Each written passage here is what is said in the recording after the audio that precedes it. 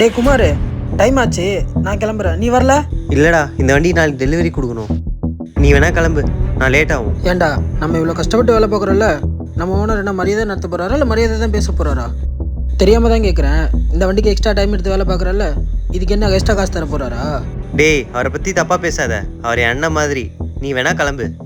நீயாச்சு உங்கள் அண்ணனாச்சு, நான் கிளம்புறேன்.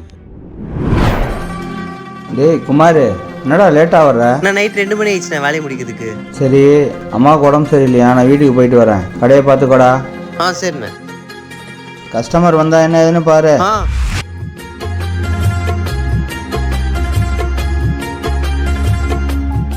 இங்க வச்சிருந்த காசை காணோம்.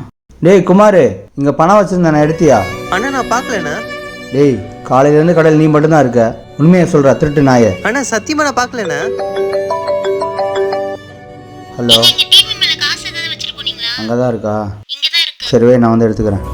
குமார், மன்னிச்சுக்கடா, பணம் காணான்னு பயத்தில் ஏதோ பேசிட்டேன். ஐயோ, என்னண்ணே பெரிய பெரிய வார்த்தையெல்லாம் பேசுறீங்க.